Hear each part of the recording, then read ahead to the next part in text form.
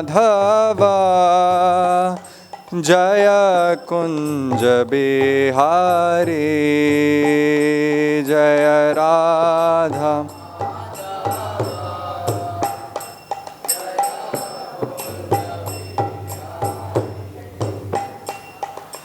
गोपी जन वल्लभा गिरिवरधारी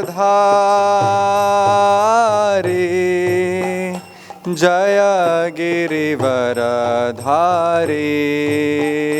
जय गोपी जन वल्लभा जय गिरिवरधारी जय गिरिवरधारी यशोदानंदन व्रज जनरंजन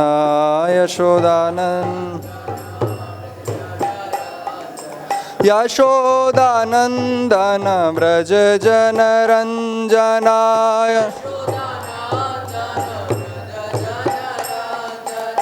यमुना तीरा वनचारी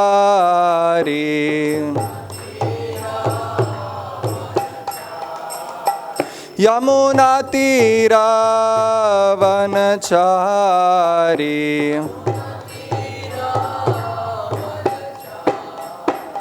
जय राधा माधव जय कुंज बिहारी जय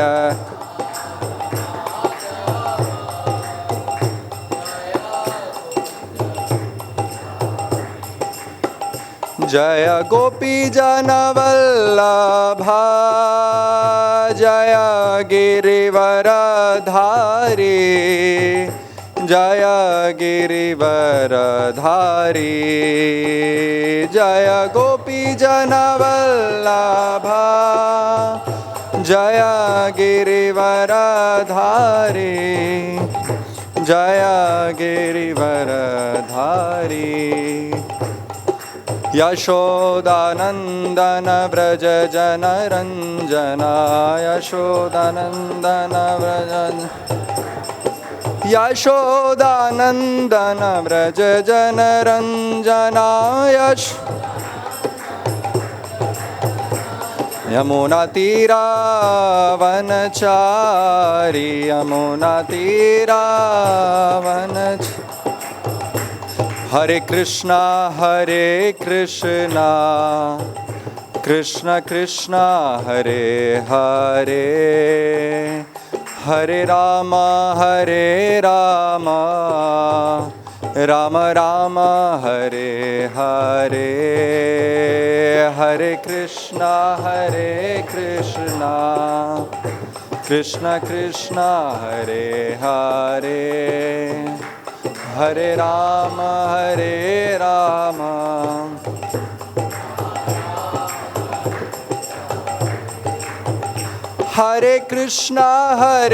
कृष्णा कृष्ण कृष्ण हरे हरे हरे राम राम राम हरे हरे हरे कृष्णा हरे कृष्णा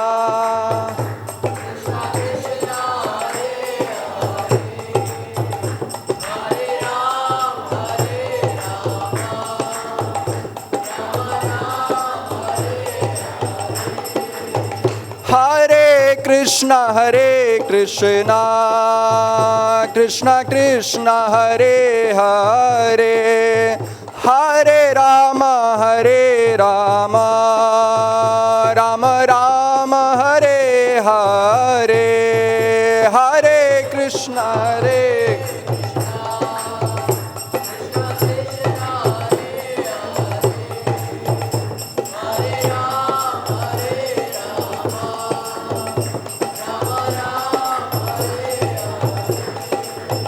जय राधा श्याम सुंदर राधा श्याम सुंदर श्री राधे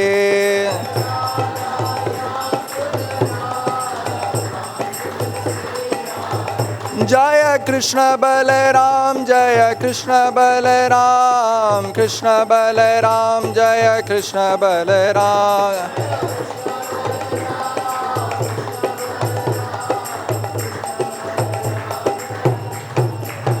जय गौरानिताय जय गौरानिताय गौरानिताय जय गौरानिताय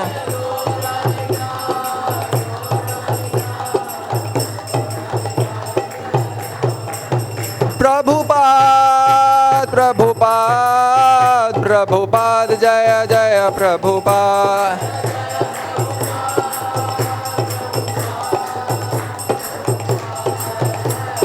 निताय गौरा हरि बोल हरि बोल हरि बोल निताय गौरा हरि बोल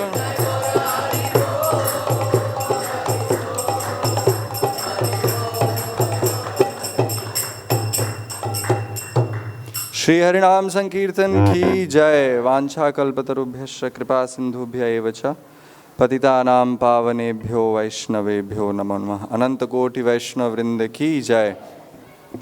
ओम अज्ञानतिमिरान्धस्य ज्ञानाञ्जनशलाकया चक्षुरुन्मिलितं येन तस्मै श्रीगुरवे नमः। श्रीचैतन्यमनोभीष्टं स्थापितं येन भूतले स्वयं रूप कदा मह्यं ददाति स्वपदान्तिकं वन्देऽहं श्रीगुरो श्रीयुतपदकमलं श्रीगुरून् वैष्णवांश्च श्रीरूपं साग्रजातां सहगणरघुनाथान्वितं तं सजीवं साद्वैतं सावधूतं परिजनसहितं कृष्णचैतन्यदेवं श्रीराधाकृष्णपादान् सहगणललिता श्रीविशाखान्वितांश्च नमः। ॐ विष्णुपादाय कृष्णप्रेष्ठाय भूतले श्रीमते भक्तिवेदान्त स्वामीति नामिने नमस्ते सारस्वते देवे गौरवाणी प्रचारिणे निर्विशेष शून्यवादी पाश्चात्यदेशतारिणे नमो महावदन्याय कृष्ण प्रेम प्रदायते कृष्णाय कृष्ण चैतन्य नाम्ने गौरतुषे नमः। हे कृष्ण करुणा सिंधु दीनबंधो जगत्पते गोपेश गोपिकाकांत राधाकांत नमोस्तुते तप्त कांक्षन गौरांगी राधे वृंदावनेश्वरी वृषभानुसुते देवी प्रणमामि हरिप्रिये। जय श्री कृष्ण चैतन्य प्रभु नित्यानंद श्री अद्वैत गदाधर श्रीवासादि गौरभक्तवृंद। हरे कृष्णा कृष्ण कृष्ण हरे हरे हरे राम राम राम हरे हरे। हरे कृष्ण। आज का श्लोक है 6ठे अध्याय का 33वां श्लोक। अर्जुन उवाच योऽयं योगस्त्वया प्रोक्तः साम्येन मधुसूदन एतस्याहं न पश्यामि चञ्चलत्वात् स्थितिं स्थिराम्। योऽयं योगस्त्वया प्रोक्तः साम्येन मधुसूदन एतस्याहं न पश्यामि चञ्चलत्वात् स्थितिं स्थिराम्। योऽयं योगस्त्वया प्रोक्तः साम्येन मधुसूदन एतस्याहं न पश्यामि चञ्चलत्वात् स्थितिं स्थिराम्।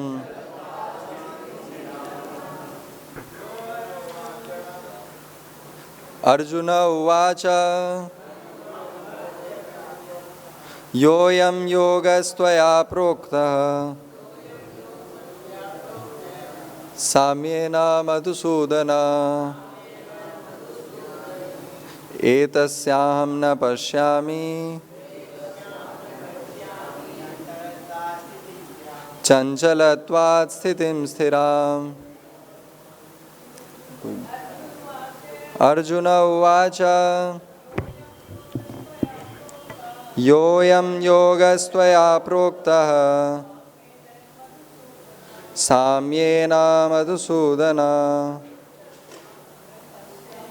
एतस्याहं न पश्यामि चञ्चलत्वात् स्थितिं स्थिराम्। अर्जुन उवाच योऽयं योगस्त्वया प्रोक्तः साम्येन मधुसूदन एतस्याहं न पश्यामि चंचलत्वात् स्थितिं स्थिराम्। अर्जुन उवाच, अर्जुन ने कहा, यह अयम, यह पद्धति, योगः, योग, त्वया, तुम्हारे द्वारा, प्रोक्तः, कही गई, साम्येन, सामान्यतया, मधुसूदन, हे मधु असुर के संहर्ता, एतस्य, इसकी, अहम, मैं, न, नहीं, पश्यामि, देखता हूँ, चंचलत्वात्, चंचल होने के कारण, स्थितिम, स्थिति को, स्थिराम, स्थित, स्थायी। अनुवाद और तात्पर्य श्रील प्रभुपाद के द्वारा। श्रील प्रभुपाद की जय। अर्जुन ने कहा, हे मधुसूदन, आपने जिस योग पद्धति का संक्षेप में वर्णन किया है वह मेरे लिए अव्यावहारिक तथा असहनीय है, क्योंकि मन चंचल तथा अस्थिर है। तात्पर्य, भगवान कृष्ण ने अर्जुन के लिए शुचौ देशे से लेकर योगी परमो मतः तक जिस योग पद्धति का वर्णन किया है उसे अर्जुन अपनी असमर्थता के कारण अस्वीकार कर रहा है। इस कलयुग में सामान्य व्यक्ति के लिए यह संभव नहीं है कि वह अपना घर छोड़कर किसी पर्वत या जंगल के एकांत स्थान में जाकर योगाभ्यास करे। आधुनिक युग की विशेषता है अल्पकालिक जीवन के लिए घोर संघर्ष। लोग सरल व्यवहारिक साधनों से भी आत्म साक्षात्कार के लिए उत्सुक या गंभीर नहीं है, तो फिर इस कठिन योग पद्धति के विषय में क्या कहा जा सकता है, जो जीवन शैली, आसन विधि, स्थान के चयन तथा भौतिक व्यस्तताओं से विरक्ति का नियमन करती है। व्यवहारिक व्यक्ति के रूप में अर्जुन ने सोचा कि इस योग पद्धति का पालन असंभव है, भले ही वह कई बातों में इस पद्धति पर खरा उतरता था। वह राजवंशी था और उसमें अनेक सद्गुण थे। वह महान योद्धा था, वह दीर्घायु था और सबसे बड़ी बात तो यह है कि वह भगवान श्री कृष्ण का घनिष्ठ मित्र था। 5000 वर्ष पूर्व अर्जुन को हमसे अधिक सुविधाएं प्राप्त थीं, तो भी उसने इस योग पद्धति को स्वीकार करने से मना कर दिया। वास्तव में इतिहास में कोई ऐसा प्रलेख प्राप्त नहीं है जिससे यह ज्ञात हो सके कि उसने कभी योगाभ्यास किया हो। अतः इस पद्धति को इस कलयुग के लिए सर्वथा दुष्कर समझना चाहिए। हाँ, कतिपय विरले व्यक्तियों के लिए यह पद्धति सुगम हो सकती है, किंतु सामान्य जनों के लिए यह असंभव प्रस्ताव है।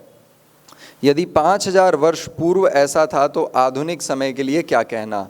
जो लोग विभिन्न तथा कथित स्कूलों तथा समितियों के द्वारा इस योग पद्धति का अनुकरण कर रहे हैं, भले ही संतोषजनक प्रतीत हो, किंतु वे सचमुच ही अपना समय गंवा रहे हैं। वे अपने अभीष्ट लक्ष्य के प्रति सर्वथा अज्ञानी हैं। हरे कृष्ण। तो आज हम लोग चर्चा कर रहे हैं 6ठे अध्याय के 33वें श्लोक से। इस श्लोक से पूर्व श्री भगवान ने योगाभ्यास की चर्चा की है 6ठे अध्याय में, जहाँ भगवान ने योग मार्ग की कुछ कड़ियाँ अर्जुन को बताई कि किस प्रकार से इस योग का आचरण किया जाता है। तो उसमें अर्जुन को भगवान ने बताया कि किस प्रकार से एक व्यक्ति जो योगाभ्यास करना चाहता है उसे चाहिए कि वह कोई एकांत स्थान पर, निर्जन स्थान पर जा कर के योगाभ्यास करे। और कई ऐसी कड़ियाँ उन्होंने बताई। अपने नाक के अग्रभाग पर अपने आँखों को केंद्रित करते हुए परमात्मा का चिंतन करे। लेकिन इस प्रकार से उन्होंने जब कई प्रकार के उपदेश दिए तो यहाँ पर अर्जुन उन उपदेशों को अस्वीकार कर दिए। उन उपदेशों को अस्वीकार करते हुए यहाँ अर्जुन कह रहे हैं कि हे भगवान, आपके द्वारा यह जो योग का उपदेश किया गया इस अध्याय में, इन कई श्लोकों में आपके द्वारा जो इस योगाभ्यास के विषय में बताया गया, जो समदृष्टि के द्वारा व्यक्ति प्राप्त कर सकता है, शत्रु मित्र के समान रूप में देख करके, और कई श्लोकों में भगवान ने इसकी चर्चा की। यह एतस्याहम न पश्यामि चंचलात्वात् स्थितिम स्थिराम। मेरा मन चूँकि बहुत चंचल है और इसलिए इस योगाभ्यास के लक्ष्य को मैं पूर्ण रूप से स्थिर नहीं देख पा रहा हूँ। अर्थ है कि जो आपने कहा कि मय्येव सर्वभूत स्थितम यो माम भजत्येकत्वमास्थितः सर्वथा वर्तमानोपि स योगी मयि वर्तते। इस प्रकार से आपने कई प्रकार के उपदेश दिए। यो माम पश्यति सर्वत्र सर्वं च मयि पश्यति तस्याहम न प्रणश्यामि सच में न प्रणश्यति। सबको मुझ में देखो, मुझे सब में देखो। इस प्रकार का जो योगाभ्यास है यह स्थिर नहीं है। अर्थ है कि इस प्रकार की योगाभ्यास कुछ समय के लिए टिक सकता है। एक मनुष्य के जीवन में एक व्यक्ति इस प्रकार के मानसिकता को लेकर के कुछ समय तक तो रहेगा, लेकिन ये स्थिर नहीं रह पाएगा इस प्रकार का योगाभ्यास। इसलिए अर्जुन इस श्लोक में भगवान के दिए हुए जो उपदेश थे, योग का जो उपदेश था, उसे अस्वीकार कर दिया। क्यों अस्वीकार किया, उनका कारण भी अर्जुन ने बताया। चंचलत्वात् स्थितिम स्थिराम। क्योंकि यह जो मन है यह बहुत चंचल है।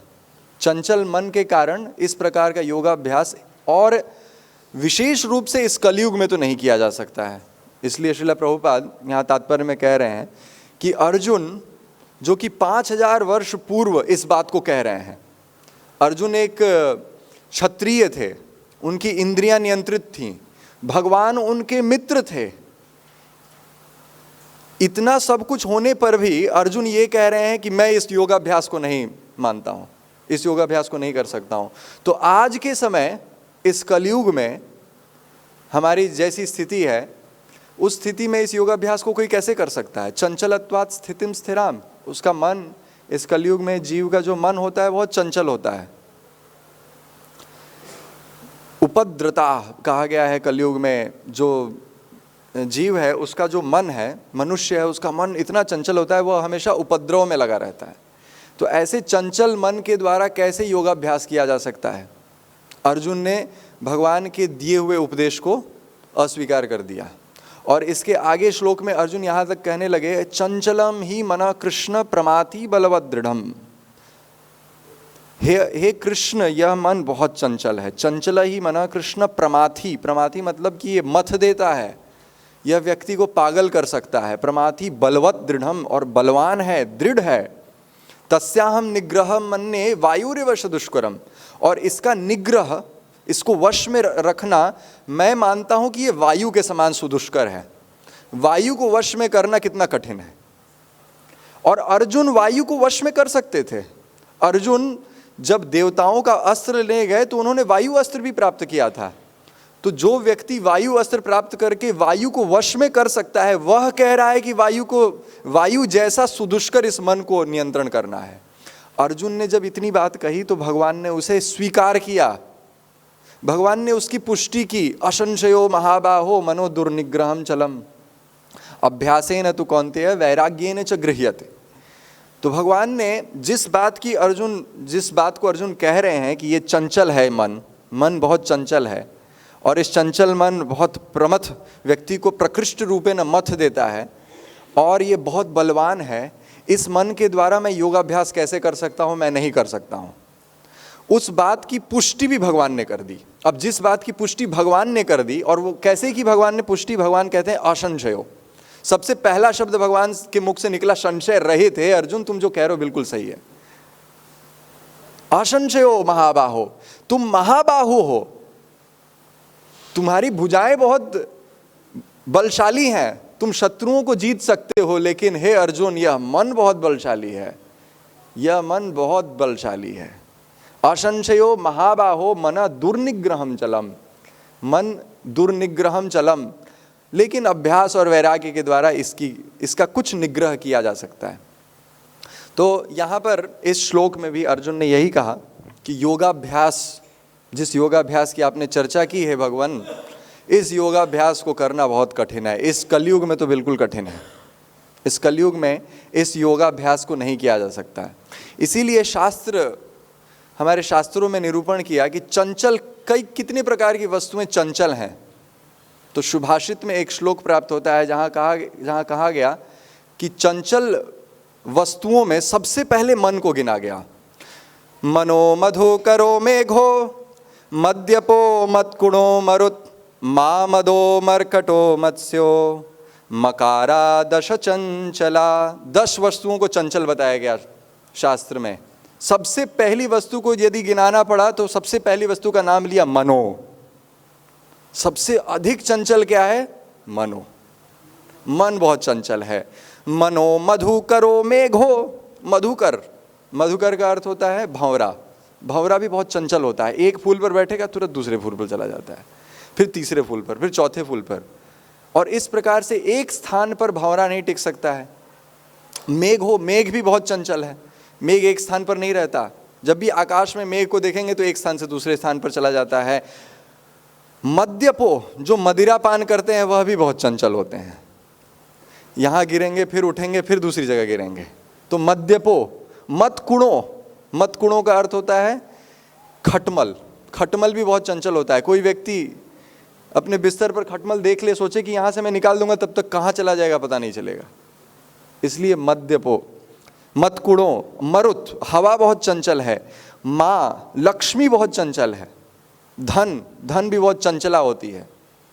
धन एक स्थान पर नहीं रहता। मद, अहंकार, गर्व, यह भी बहुत चंचल होता है। मरकटो, वानर, मरकट, बंदर बहुत चंचल होता है, जिसका प्रकट उदाहरण श्री वृंदावन धाम में हम देख सकते हैं। और मत्स्यो, मछली। इस प्रकार से 10 चंचल वस्तुओं का नाम बताया गया हमारे शास्त्र में। तो मन बहुत चंचल है। सबसे पहली वस्तु का नाम गिनाया गया तो वह है मन। मन अत्यधिक चंचल होता है। एक राजा थे जिनका नाम था भर्तृहरि। भारत देश के राजा हुए भर्तृहरि। तो उनके साथ एक घटना हो गई उनके जीवन में। वो अपनी पत्नी से बहुत आसक्त थे। भगवान के भक्त बने, लेकिन प्रारंभिक अवस्था में वो अपनी पत्नी से इतने आसक्त थे कि अपनी पत्नी को की कीर्ति गाने के लिए उन्होंने एक ग्रंथ रच दिया जिसका नाम था श्रृंगार शतक। इतने आसक्त थे, श्रृंगार शतक नामक ग्रंथ रख दिया, जो भक्तों को नहीं पढ़ना चाहिए। लेकिन उनके जीवन में एक ऐसी घटना है कि उन्होंने अपनी पत्नी के लिए एक हीरे की अंगूठी बनवाई। हीरे की अंगूठी बना करके उन्होंने उपहार रूप में दिया, समर्पित किया। लेकिन ऐसा हुआ कि उनकी जो पत्नी थी, जो रानी थी, वो किसी और पुरुष में आसक्त थी। अच्छा तो किसी और पुरुष में आसक्त थी। उनकी पत्नी ने उसी अंगूठी को उस दूसरे पुरुष को दे दिया। लेकिन ऐसा हुआ कि वह जो पुरुष था वह भी किसी और स्त्री में आसक्त था, और उसने उस अंगूठी को उस स्त्री को दे दिया, और वह स्त्री राजा भर्तृहरि में आसक्त थी। वह अंगूठी फिर से राजा भर्तृहरि को उन्होंने उपहार में दे दिया। तो वह अंगूठी घूम करके राजा भर्तृहरि के पास पहुंच गई। तो राजा भर्तृहरि सोचने लगे कि ये क्या हुआ। तो जब पूरी घटना उन्हें समझ में आई तो अब उन्हें समझ में आया कि अरे ये क्या हुआ मेरे साथ। तो उन्होंने शोक में एक ग्रंथ की रचना कर दी, उन्हें वैराग्य उत्पन्न हो गया। और वही भर्तृहरि जिन्होंने श्रृंगार शतक नामक ग्रंथ की रचना की, उन्होंने एक और ग्रंथ की रचना कर दी जिसका नाम था वैराग्य शतक। और वो एक श्लोक में कहते हैं, याम चिंतयामि सततम मयि सा विरक्ता साप्यन्यमिच्छति जनम सजनोन्यसक्तः अस्मत्कृते च परिशुष्यति काचिदन्या धिक्तां च तं च मदनं च इमां च मां च। इस पूरे घटनाक्रम को देख करके वो कहने लगे कि याम चिंतयामि सततम मयि सा विरक्ता, मेरा मन जिसका निरंतर चिंतन करता रहता है उस स्त्री का, या चिंतयामि सततम, लेकिन वह स्त्री मयि सा विरक्ता, वह मेरे से विरक्त है। साप्यन्य अन्यमिच्छति, वह स्त्री अन्य की इच्छा करती है, वह अन्य जन भी, साप्यन्य इच्छति जनम सजनोन्य सकता, वह जन भी अन्य जन से, वह किसी अन्य स्त्री से आसक्त है। अस्मत् कृते च परिशुष्यति काचिदन्या, और वह स्त्री मुझसे आसक्त है। और घूम करके जब अंगूठी उनके पास पहुंच गई तो कहते हैं धिक्ताम च, इन सब को धिक्कार है। यह मन इतना चंचल कि घूम करके जब अंगूठी आ गई तो वो कहते हैं धिक्ताम च, उन सब व्यक्तियों को धिक्कार है। मदनम च इमाम च माम च, उस मदन उस काम को धिक्कार है। इमाम च, मेरी पत्नी को धिक्कार है। और माम च, मुझे भी धिक्कार है कि मैं ऐसी ऐसी कठिन स्थिति में पहुंच गया। तो ये मन बहुत चंचल है। इसलिए एक भक्त मुझे बता रहे थे कि अमेरिका में यदि किसी को बहुत ज़्यादा धन कमाना है तो एक ऐसा क्या करना चाहिए, पूछ रहे थे कि आपको क्या लगता है कि अमेरिका में यदि आप बहुत ज़्यादा धन कमाना चाहते हैं तो आपको क्या करना चाहिए। तो मैं अपने अनुसार बोल रहा था कि हाँ, गूगल या माइक्रोसॉफ्ट में सॉफ्टवेयर इंजीनियर बन जाए तो बहुत ज़्यादा धन कमा सकता है। तो उन्होंने बताया नहीं, अमेरिका में सबसे ज़्यादा धन किस पेशे में है। तो बोल रहे थे कि जो साइकेट्रिस्ट का पेशा है, मानसिक रोगों का जो विशेषज्ञ होता है, मनोचिकित्सक, इसमें सबसे ज़्यादा पैसा है।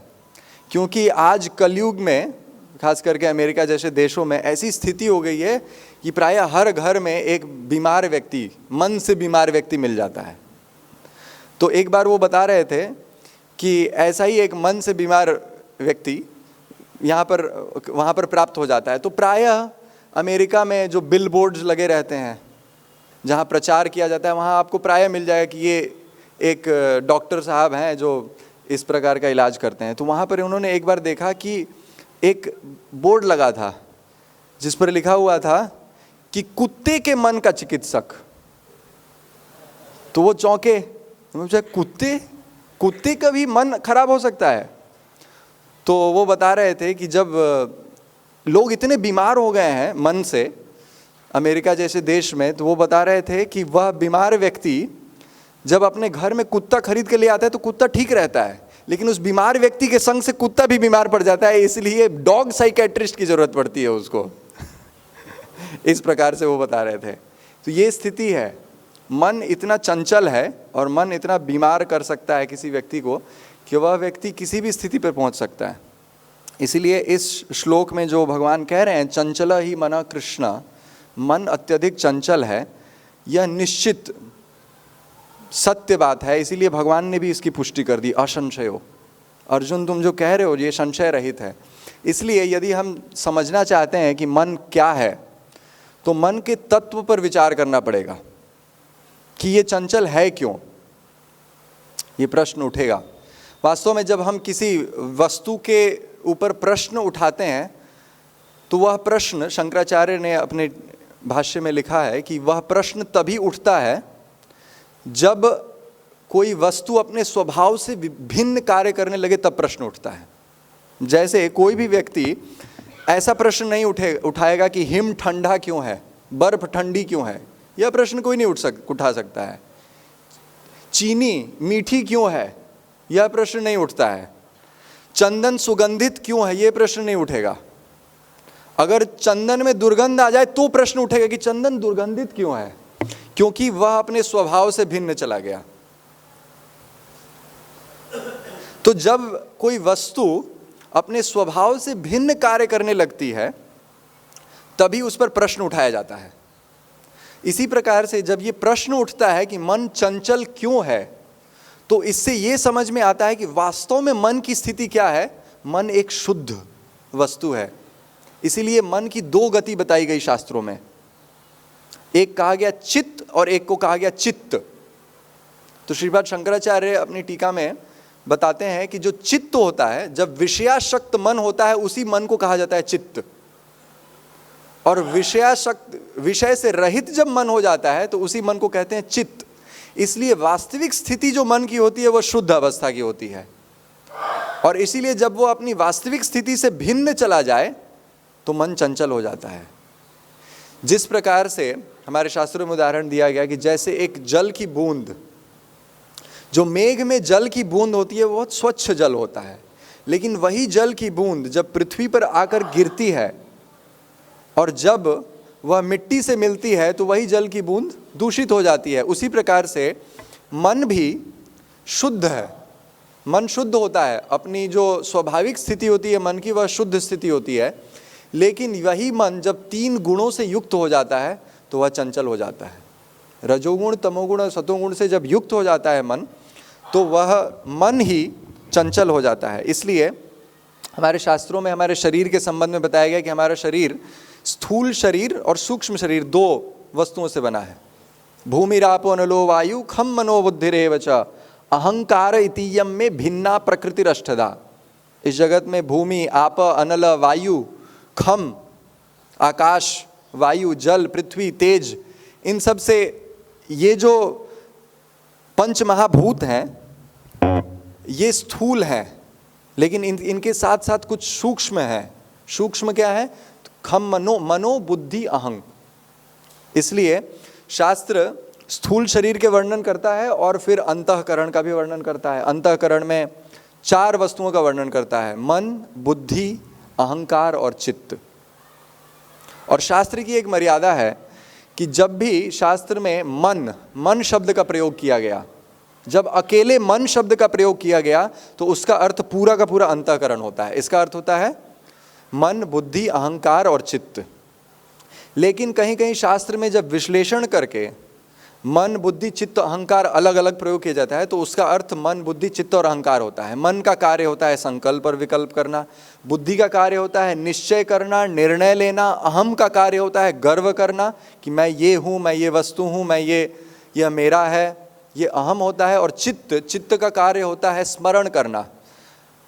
चित्त में हमारी पूर्व जन्म से इस जन्म की जो भी क्रियाएं हैं वह सब की सब विराजमान होती हैं। इसलिए हमारे शास्त्र में, गीता में भी आप पाएंगे कि कहीं कहीं ऐसा प्रयोग होता है जहाँ पर केवल एक शब्द का प्रयोग हुआ, मन। जैसे चंचलम ही मना कृष्ण प्रमाथि बलवद दृढ़म, यहाँ पर एक शब्द का प्रयोग हुआ मन। तो यहाँ पर जब मन का प्रयोग हुआ इसका अर्थ होता है मन, बुद्धि, चित्त और अहंकार। लेकिन कहीं कहीं भगवान मन के साथ बुद्धि का भी प्रयोग करते हैं। 12वें अध्याय के 8वें श्लोक में भगवान कहते हैं मय्येव मन आधत्स्व मयि बुद्धिम निवेशय निवशिष्यसि मय्येव अत ऊर्ध्वम न संशय।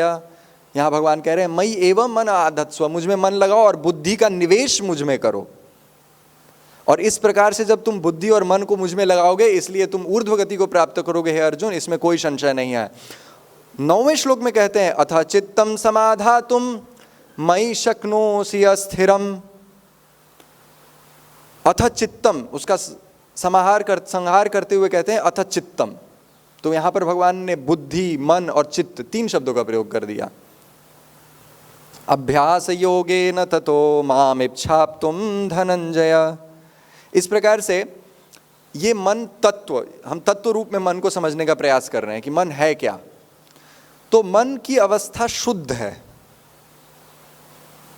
और इस शुद्ध मन जब 3 गुणों से युक्त हो जाता है तो इसमें चंचलता आ जाती है। इसीलिए हमारे शास्त्रों में हमारे आचार्यों के द्वारा, कई आचार्यों ने मन को शिक्षा दी।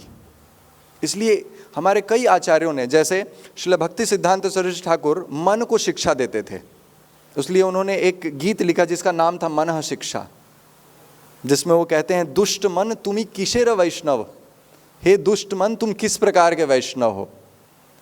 तो ये मन की शिक्षा हमारे आचार्यों में ये शैली हमेशा अपनाई। श्रील रघुनाथ दास गोस्वामी ने 12 श्लोक लिखे मन शिक्षा के ऊपर। तो मन को किस प्रकार से शिक्षा देते थे, मन का तत्व समझ करके हमारे आचार्यों ने हमारी सहायता करने के लिए मन शिक्षा नामक ग्रंथ लिखा।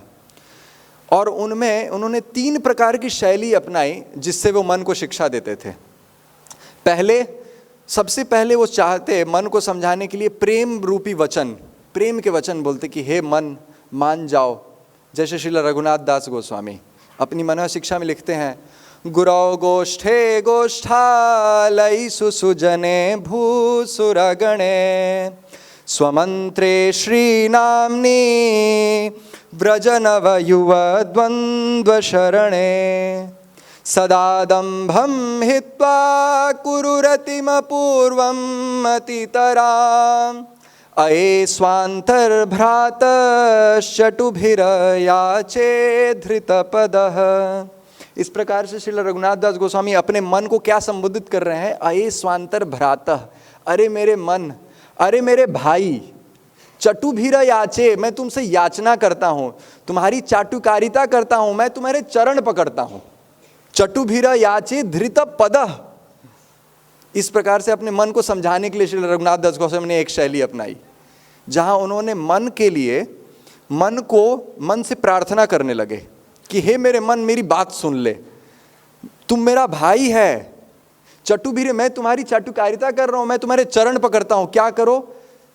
गुरौ गोष्ठे गोष्ठालयि सुसुजने भूसुरगणे। इस प्रकार से मन को शिक्षा दे रहे हैं, हे मन गुरौ, गुरु में, गोष्ठे व्रज में, श्री वृंदावन धाम में, लयिषु सुजने भूसुरगणे, वृंदावन के वासियों में, सुरगणे भूसुरगणे ब्राह्मणों में, और स्वमंत्रे जो मंत्र दीक्षा तुम्हें प्राप्त हुई है गोपाल मंत्र आदि में, श्री हरिनाम में, श्री नामनी, व्रज नव युव द्वंद्व शरणे, व्रज के नव युवक द्वंद्व श्री श्री राधा कृष्ण में सदा दंभम हित्वा, हमेशा दंभ का त्याग करो। कुरुरतिम अपूर्वम अतितराम, और इन सब वस्तु में दंभ का त्याग करके तुम अपूर्व रति प्राप्त करो हे मेरे मन। इस प्रकार से एक शैली अपनाई है हमारे आचार्यों ने, जहां मन को समझाने के लिए पहली शैली यही है कि मन से याचना की जाए। इस प्रकार से जैसे श्री रघुनाथ दास गोस्वामी कर रहे हैं। इस प्रकार से कई श्लोक उन्होंने लिखे। एक श्लोक में कहते हैं, यदि इच्छेरावासम ब्रज भुवि सरागम प्रतिजनो। हे मेरे मन, यदि इच्छेरावासम, यदि तुम्हारी इच्छा है कि तुम श्री वृंदावन धाम में निवास करो, प्रति जन्म तुम यही चाहते हो, यदि तुम चाहते हो कि तुम इस श्री वृंदावन धाम में निवास करके सरागम, राग पूर्वक, भगवान से आसक्ति पूर्वक यदि तुम निवास करना चाहते हो, युवा द्वंद्वम तच्चेत परिचरितुमारादभिलषे, और तुम युवा द्वंद्व श्री श्री राधा कृष्ण की सेवा परिचर्या तुम निरंतर करना चाहते हो, यदि तुम ऐसा चाहते हो, स्वरूपम श्री रूपम सगणमिह तस्याग्रजमपि, तो तुम श्रील रूप गोस्वामी, स्वरूपम श्री स्वरूप दामोदर गोस्वामी, श्री रूपम और सगणमिह, उन सबके गण जो षड गोस्वामी गण, उन सभी का आश्रय तुम ग्रहण करो। तस्याग्रजम अपि, और उनके अग्रज श्री रूप गोस्वामी के अग्रज श्री सनातन गोस्वामी, श्री रघुनाथ दास गोस्वामी स्वयं लिख रहे हैं, श्री रघुनाथ भट्ट गोस्वामी, श्री गोपाल भट्ट गोस्वामी, इन सभी आचार्यों की शरण ग्रहण करते हुए स्फुटम प्रेमणा नित्यम स्मरणम तदा त्वं शृणु मन, हे मन मेरी बात सुन ले। और इन सारे आचार्यों का स्मरण, नित्य तुम इनका स्मरण करो। इस प्रकार से हे मन तुम मेरी बात सुन ले और मैं तुमसे ये याचना करता हूँ। तो ये एक पद्धति हमारे आचार्यों ने अपनाई अपने मन को समझाने के लिए, जिसमें वो मन को प्रेम से समझाते हैं। दूसरी पद्धति हमारे आचार्यों ने प्रकट की जिसमें वो मन के प्रति उदासीन हो जाते हैं। मन बोलता रहता है कि नहीं मुझे जप नहीं करना है, लेकिन फिर भी हठ पूर्वक, अनुबंध पूर्वक वो जप में लग जाते हैं, श्री हरिनाम कीर्तन में लग जाते हैं, कृष्ण की कथा श्रवण में लग जाते हैं। तो ये दूसरी पद्धति अपनाई। और तीसरी पद्धति जो कि बहुत कठोर पद्धति अपनाई हमारे आचार्यों ने मन शिक्षा के लिए उसमें उन्होंने मन को डांटना प्रारंभ किया। जैसे श्रील भक्ति सिद्धांत सरस्वती ठाकुर, श्रील भक्ति सिद्धांत ठाकुर कहते थे कि प्रतिदिन मन को सुबह उठते ही 5 झाड़ू मारना चाहिए और प्रतिदिन अपने मन को रात में सोते समय 5 जूते मारने चाहिए। 5 झाड़ू और जूते मारने का अर्थ नहीं है कि सर पे हम झाड़ू और जूते मारें इसका अर्थ है कि डांटना चाहिए। जैसे श्री रघुनाथ दास गोस्वामी ही अपनी मन शिक्षा में मन को डांटते हुए कहते हैं, अरे चेतः प्रोद्यत कपट कुटी नाटी भर खर शरण मूत्रे स्नात्वा दहसि कथमात्मानमपि माम सदा त्वं गांधर्वा गिरिधर पद प्रेम विलसत् सुधाम्बोधौ स्नात्वा स्वमपि नितरां मां च सुखया। इस श्लोक में श्री रघुनाथ दास गोस्वामी कह रहे हैं, अरे चेतः प्रोद्यत, अरे चित्त, अरे मन सुन, तू इस कपट और कुटीनाटी को क्यों धारण करके रखा है। इस प्रकार से डांट रहे हैं श्री रघुनाथ दास गोस्वामी अपने मन को, इस कपट और कुटीनाटी को तू क्यों नहीं छोड़ देता। तो मन बोले कि नहीं मैं नहीं छोड़ूंगा। तो श्री रघुनाथ दास गोस्वामी कहते हैं, क्षरण मूत्रे स्नात्वा, जानता है ये क्या है, ये कपट और कुटीनाटी कैसा है। तो ये क्षरण मूत्रे स्नात, ये कुटीनाटी भरखर शरण मूत्रे स्नात्वा, यह भरखर का अर्थ होता है गधा, ये गधे के मूत्र में स्नान करने जैसा है इस प्रकार से श्री रघुनाथ दास गोस्वामी अपने मन को डांटते हैं कि इस कपट और कुटीनाटी ये किस प्रकार के, ये गधे के मूत्र में स्नान करने जैसा है, तू इसमें क्यों बार बार स्नान करता रहता है।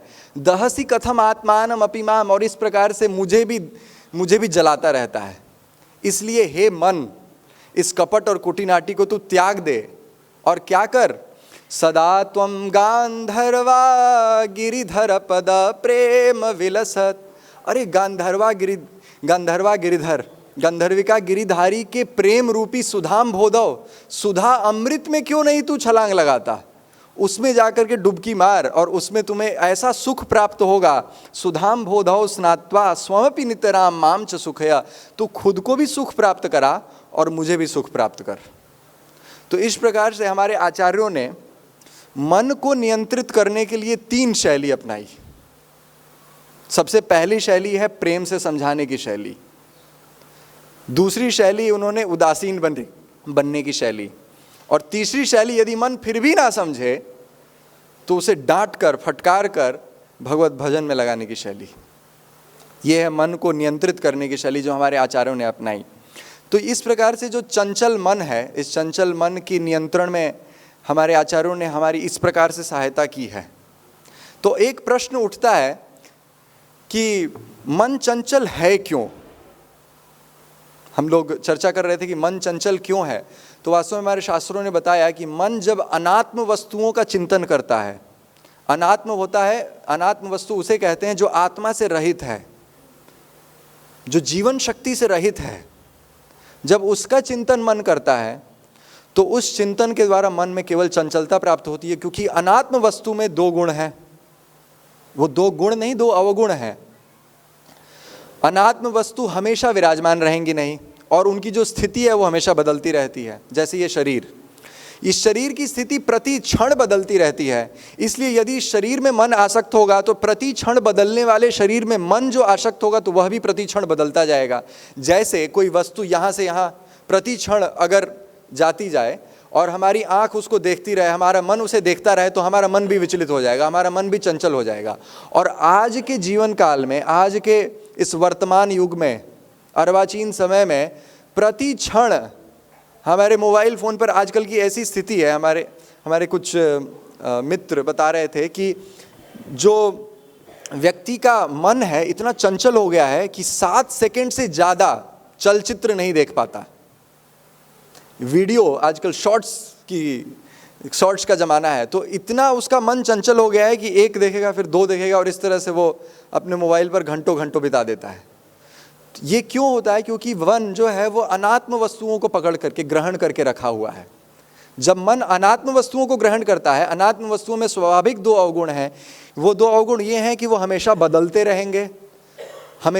रहेंगे और उनकी स्थिति हमेशा विद्यमान नहीं रहेगी, वो नष्ट भी हो जाते हैं। इसलिए शरीर से शरीर से और शरीर के संबंधियों से और धन से, इन प्रकार की अनात्म वस्तुओं पर जब मन केंद्रित हो जाए तो मन में स्वाभाविक रूप से चंचलता प्राप्त हो जाती है। तो मन में स्वाभाविक रूप से इस प्रकार की चंचलता जब प्राप्त हो जाती है तो मन को उस चंचलता से निकालें कैसे? तो हमारे शास्त्रों ने बताया गया कि इसके विपरीत आत्म वस्तुओं में जब मन लगने लगे, आत्म मतलब चेतन वस्तुओं पे जब मन लगेगा तो उसके द्वारा मन को नियंत्रित किया जा सकता है। तो चेतन वस्तुएं क्या हैं? चेतन वस्तुएं हैं श्री भगवान, भगवान का नाम, भगवान के रूप, भगवान का गुण, भगवान की लीला। इन सब पर जब हमारा मन केंद्रित होता है, आत्म वस्तुओं पर जब मन केंद्रित होता है तो उसके द्वारा मन नियंत्रित किया जा सकता है। वह चंचल मन ही पूर्ण नियंत्रण में, क्योंकि भगवान कभी बदलते नहीं हैं, भगवान की स्थिति बदलती नहीं है, भगवान कभी अस्थिर नहीं होते, और उनकी जो लीलाएं होती हैं वह इतनी आकर्षक होती हैं कि मन उनसे आकृष्ट हो करके उनके चरण कमलों में आकृष्ट हो जाता है, और इस प्रकार से मन कभी विचलित नहीं होता। तो हमारे शास्त्रों में यह बताया गया कि अनात्म वस्तुओं से आत्म वस्तुओं का जो चिंतन है, इससे मन को नियंत्रित किया जा सकता है। अब प्रश्न उठता है, हमारे शास्त्रों में प्रश्न उठा, कोई कह सकता है कि मन तो भौतिक है, भूमिरापो नलो वायु खम मनो बुद्धिरेव च अहंकार इति यम में भिन्ना प्रकृतिरष्टधा। अष्टधा प्रकृतियों में भगवान ने बताया कि मन क्या है? यह मेरी भिन्ना प्रकृति है। इसका मतलब मन भी जड़ है। तो जड़ वस्तु चेतन पदार्थ को कैसे पकड़ सकता है? ये प्रश्न उठ सकता है। जैसे जड़ वस्तु हमेशा जड़ के साथ ही रहेगी, तो जड़ वस्तु चेतन पदार्थ को कैसे पकड़ेगा? यदि कोई प्रयास भी करे कि मैं मन से भगवान को पकड़ लूं, तो क्या वो पकड़ सकता है? नहीं पकड़ सकता। इसीलिए श्री ब्रह्मा जी, हमारे शास्त्रों में निरूपण किया गया, उपनिषद कह रहा है, कठोपनिषद कह रहा है, नायम आत्मा प्रवचने न लभ्यो न मेधया न बहुना श्रुतेन यम एवैष वृणुते तेनु लभ्यस तस्यैष आत्मा विवृणुते तनुम स्वाम। कठोपनिषद में कहा गया, नायम आत्मा प्रवचने न लभ्यो न मेधया न बहुना श्रुतेन। आत्मा को प्राप्त, परमात्मा को प्राप्त प्रवचन के द्वारा, मेधा शक्ति के द्वारा, बुद्धि के द्वारा, मन के द्वारा नहीं प्राप्त किया जा सकता। श्री ब्रह्मा जी अपनी स्तुति में कह रहे हैं, जानन्तु एव जानन्तु किम बहुक्त्या न मे प्रभो मनसो वपुषो वाचो वैभवम तव गोचर। श्री ब्रह्मा जी अपनी स्तुति में कह रहे हैं कि हे भगवान, मैं क्या मानता हूं, जानन्तु एव जानन्तु। कई लोग ऐसे हैं जो कह रहे हैं कि मैं भगवान को जान गया। अगर वो ऐसा कहते हैं तो उन्हें कहने दीजिए। मैं, जहां तक मेरी बात है, मैं क्या मानता हूं, जानन्तु एव जानन्तु किम बहुक्त्या में न मे प्रभो। मैं बहुत क्या कहूं प्रभु।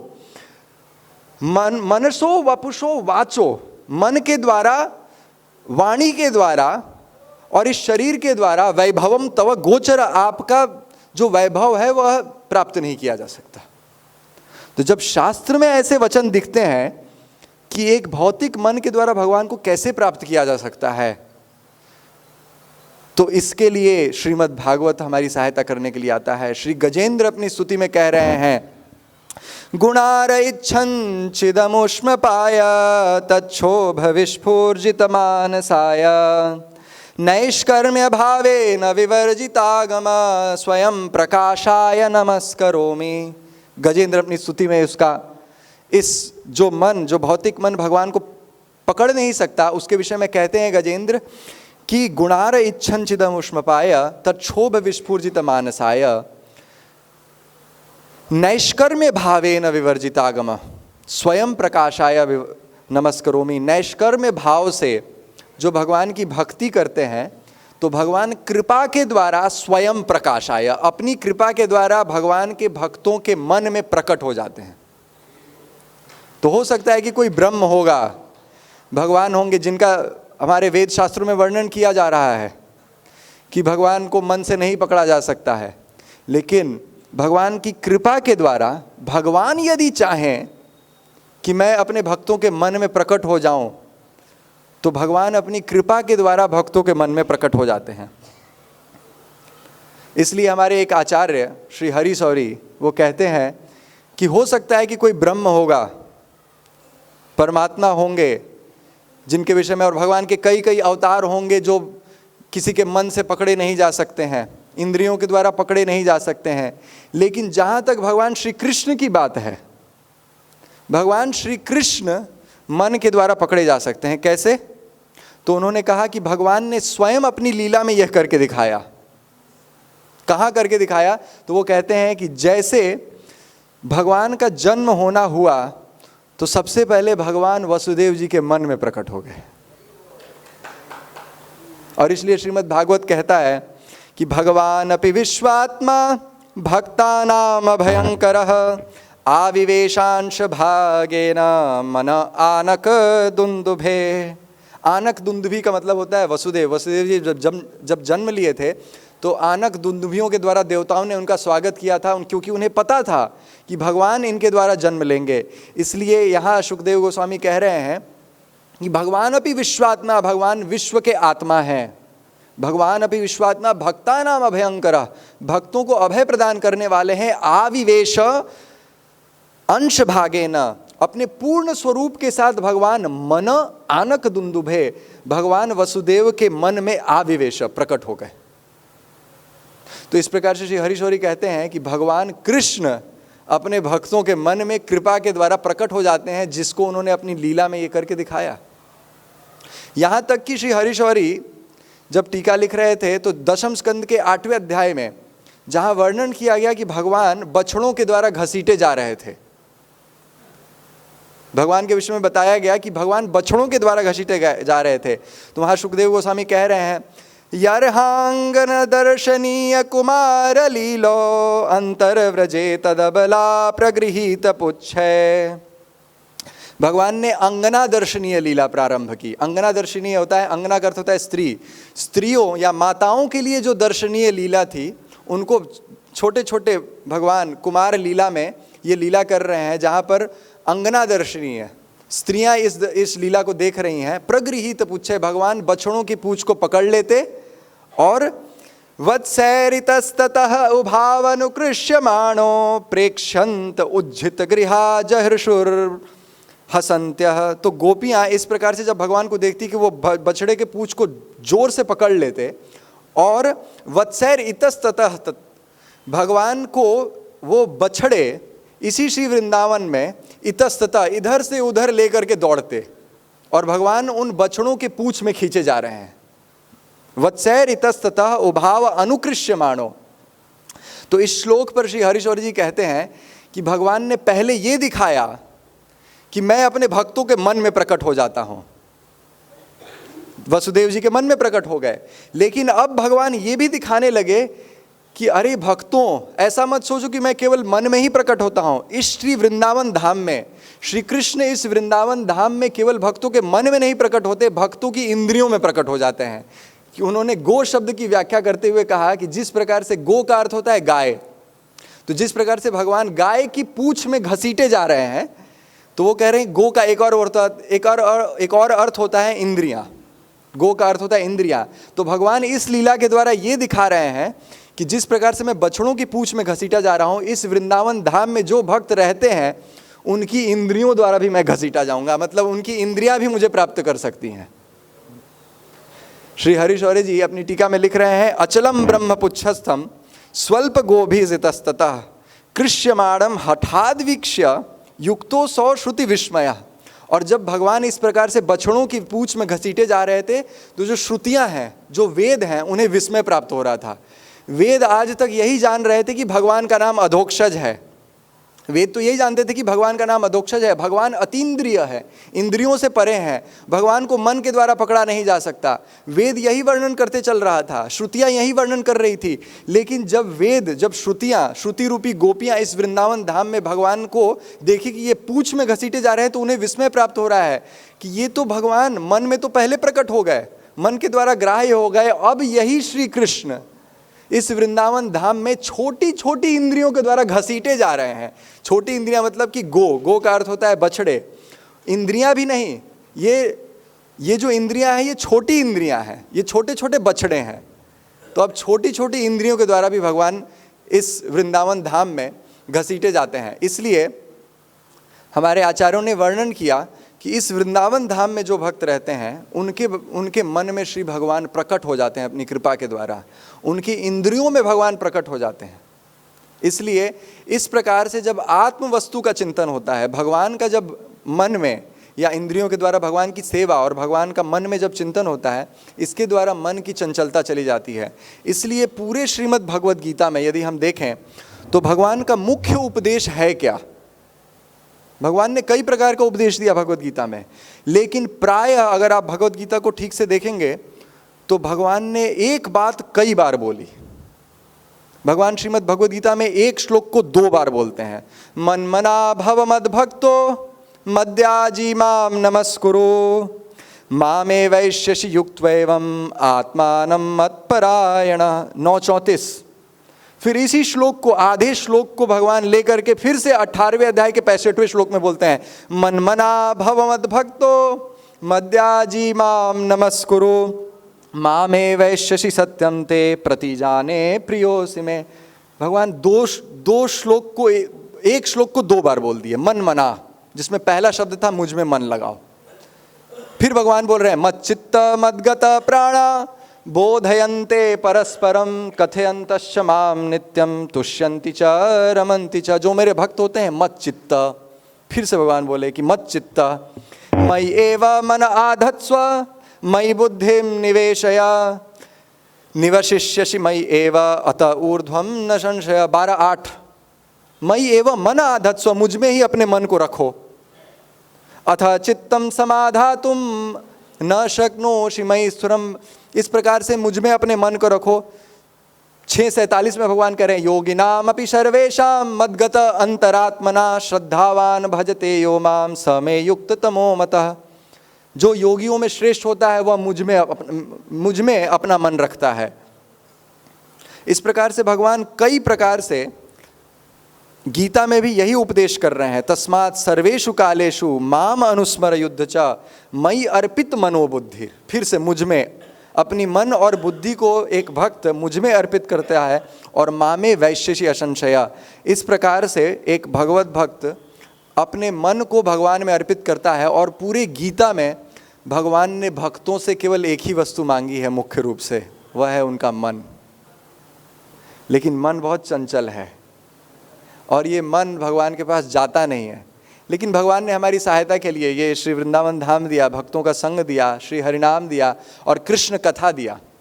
और वास्तव में भक्तों का ये अनुभव है कि कृष्ण कथा के द्वारा, श्रीमद् भागवत की कथा के द्वारा जिस प्रकार मन अभिनिवेश को प्राप्त करता है, भगवान में लग जाता है, उतना किसी और के द्वारा नहीं लगता है।